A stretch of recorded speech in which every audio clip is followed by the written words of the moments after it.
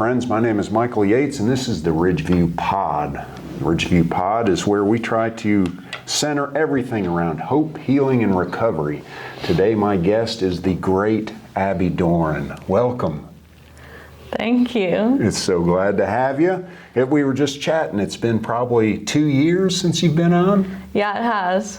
So it's a good time to catch up. Yes. All right. So we're here to talk about one of Ridgeview's programs, the Ridgeview Strong Families. So tell me about this program and remind folks who the funder is first. So the funder is OCJP. The main goal is to help keep families together, kind of meet their needs so that it's an easier time postpartum, taking care of mental health needs, taking care of physical items, cribs, strollers, car seats, trying to hopefully help with reducing removal rates too. So who is the eligible population to benefit from this program? So to be eligible to enroll in the program, you have to be pregnant, any point in pregnancy, and then you can continue in the program 2 years postpartum. We have had cases where we had a mom and she did choose to give her baby up for adoption, but we were still able to work with her postpartum that way because there's a lot of feelings that come up with things like that.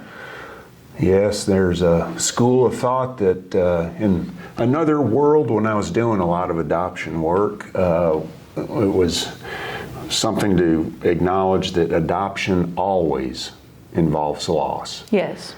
And so, and grief. Yeah. So it's that's great that you guys are able to provide the support. And yes.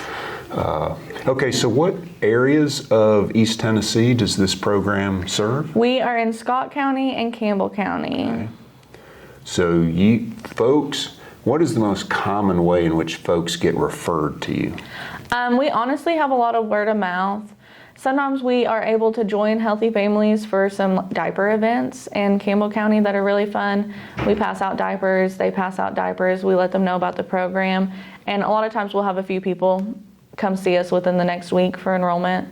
And then we have had a few, like UT has sent us a referral for a patient of theirs who needed extra support with transportation. And then we've had a few too who are just coming in for services because of higher anxiety while pregnant, things like that. And then they get referred within Ridgeview itself. Okay. Now you mentioned we. Who are the other parts of the team? So I am the therapist. I like to say that I cover the feelings. And then we have Haley, who is the care coordinator, and she, I like to say, covers the stuff. Okay. So like if they're needing groceries, if they're needing things like that, utilities, whatever, she's usually the go-to there. And then we have Megan, she is the pregnancy coach, and so she helps get them to their appointments, helps them make their appointments, kind of reminds moms of like, yes, you have to monitor your gestational diabetes. Yes, you have to attend prenatal, postnatal, get the baby in quickly, things like that. So feelings, stuff, and coach. Yeah. All right, I like it. I like it. So what is the cost for this program? So it is grant covered for all of our clients. Insurance, no insurance, whatever, they are free to come in. They get therapy, they get group therapy, they get the care coordination and the pregnancy coaching. Excellent. All the assistance. The only thing I like to warn people is if they want medication management, that is outside of our grant. It's still through Ridgeview. If they have insurance, it's covered. But that is not something that our grant covers. Gotcha. Okay, good thing to make note of. So you mentioned group work. So is there a curriculum associated with this? We have a few different curriculum. That way, like if we have a client, and we have several who have been with us over a year, we're not going to just use the same 10 classes over and over. And so one that we utilize is the Mothers and Babies curriculum. Okay. Its main focus is mindfulness and grounding, reducing maternal stress, increasing pleasant activities for mom, because it is so hard as a mom to do anything for yourself without feeling guilty or things like that. And so it's a really push to like fill your own cup so you can fill your kids' cups. Yeah, great point. We also use nurturing parenting curriculum. Okay.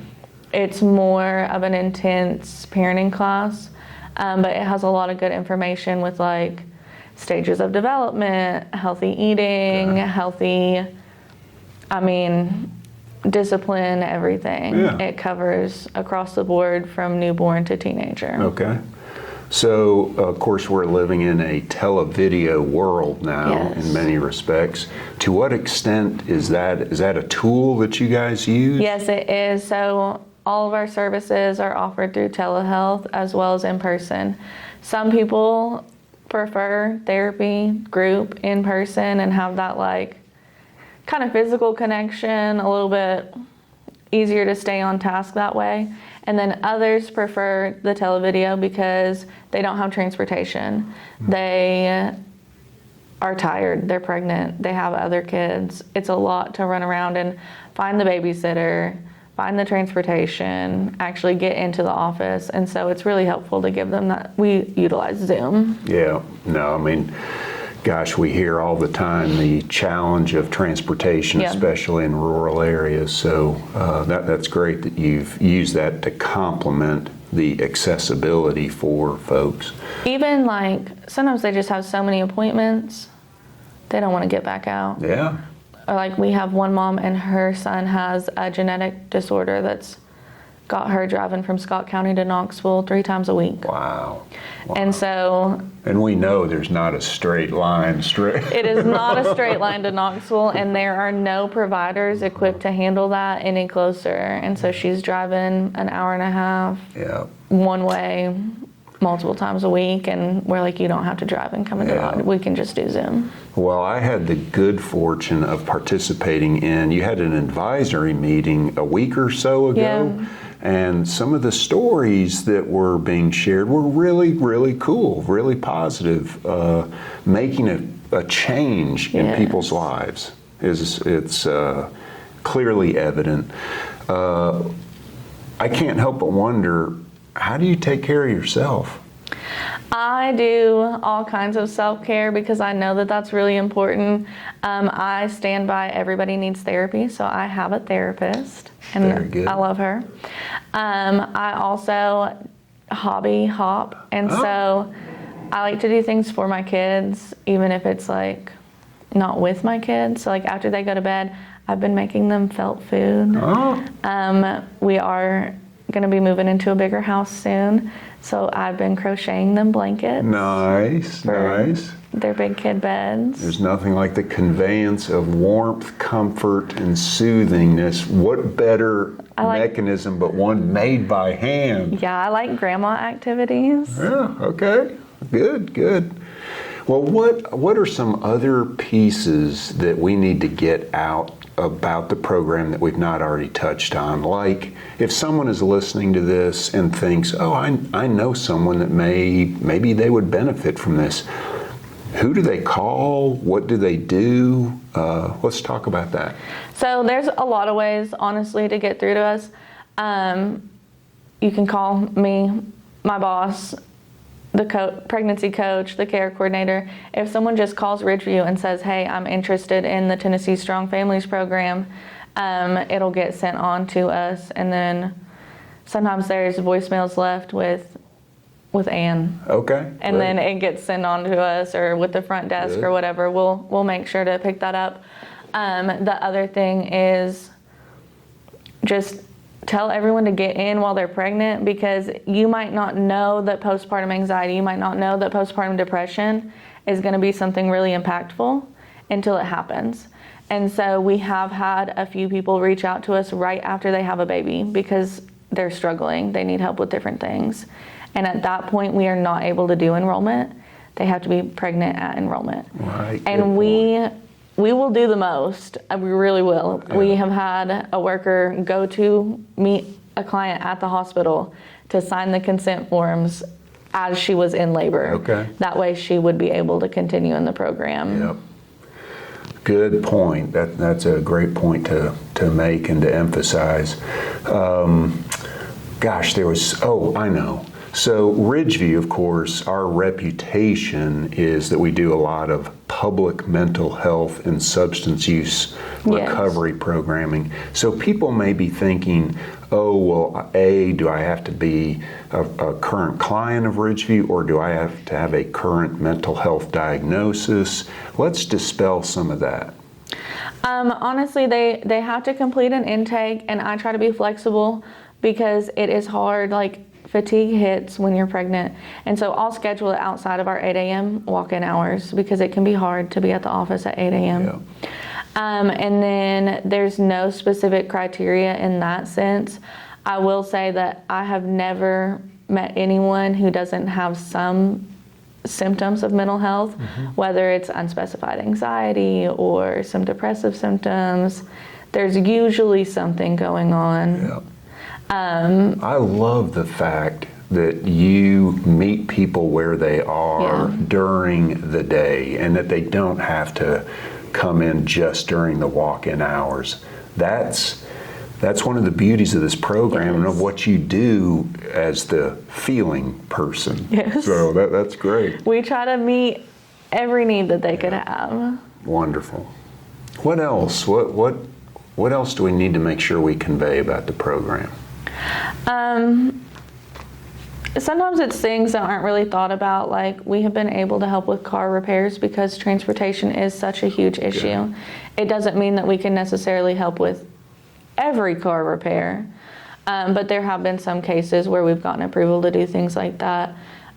We have been able to help clients get to the ecumenical storehouse in Oak Ridge, say they got an apartment and they have nothing. We are able to help them get over to the storehouse and get some furniture to get started out with. Right. Just if something comes up, I tell people to ask us. The worst we're going to say is no. All those wraparound, para supports are so important, and it's great that the program has the flexibility and agility to do some of that. And you're right. How do you know unless you ask? That's what I tell people. Just ask us. We can either find a resource or figure out something else to help. Or like we've gotten one of our clients into Ridgeview housing, and so kind of having those internal connections can be really helpful. Great. Well, I will make sure that in the description below that I put Ridgeview's phone number so that folks can call that if they need to and ask for you or just a member of the Tennessee Strong Family Program. And we can include my work number. Okay. It's on the back of all the flyers too, so that there's easier access to reach us. Very good. Well, we always like to play a little get to know you game. I know 2 years ago, I think is about probably the time we started to introduce some of these rapid fire questions. Our audience just likes to know a little bit about our guests outside of the nuts and bolts of what they do. So if you will indulge me and play along, I can't imagine that you'll remember any of these from 2 years ago. So, all right, so I know this is not that long ago for you. However, if you could travel back in time, what advice would you give to your 18-year-old self? Probably to slow down and things will work out. I've heard people say that before. It's I feel like at frequent 18, answer. I was just getting into school. I had picked UT for social work because I knew what I wanted to do. But also I felt like I had to have my entire future planned out. And plans changed a lot. I was planning on just doing foster care work. And then I put in about 6 years working with McNabb through residential, through foster care, things like that. And I realized that working with kids is not necessarily something I want to do forever. Yeah, it's slowing down. It's what I don't a have great to rush through it. What a great life lesson. And that was 10 years ago. Yeah. Well, It's been a while. well, hang on, kid. Okay, if you could share a meal with any 3 people, past or present, who would they be and why? Any three people? I'll just pick one. If I could share a meal with anyone, it would be my granddad. He was my person, and he had dementia, and so I like lost him before we lost him, and so that would be my person. We used to talk like twice a week for hours on the phone. Wow, yeah. If anybody has had a loved one impacted by dementia in whatever place on that continuum, it's so sad. My father-in-law, we lost him before we lost him, and it's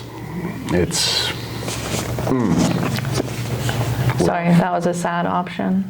No, but I get, what a tender way of reconnecting. If you could go back in time, and connect with somebody over a meal, to pick someone like that. I love it. Would you consider yourself an early bird or a night owl? Night owl, and it's rough because I have a 3 and 4 year old, and they are early birds. They're like 5 a.m. early birds. And then I ask you to come in at the crack of dawn on a Friday to do this. This is fine. I'm already up, got the kids breakfast to daycare. Okay. What decade of music is best? Early 2000s. So give me an artist that you have in mind. I really like early 2000s rap. And that, for example? Maybe like some Ludacris or some these songs. I don't, but I'll share my playlist. I'm trapped in the 70s and 80s, so if the Rolling Stones, the Who, Zeppelin, I got you, but my son tries all the time to help me. Have you ever heard Nelly? Gap. No. Okay. I think he's tried to introduce me to Future. Okay. Who's Kendrick? Kendrick Lamar. Okay. See, I liked Kendrick Lamar way back when, but now he's kind of blown up again. Okay. Well, see, I'm just amazed I remember. I'm proud of you. Because I was calling him the Future. Oh, and no. He was like, Dad. And then it's just Future. So, what is the greatest movie of all time? Oh, I don't know. I'm not very much of a movie person. No? I fall asleep almost every time. Are you more of do you follow TV shows or do you stream stuff? I sometimes will binge some TV shows as background noise.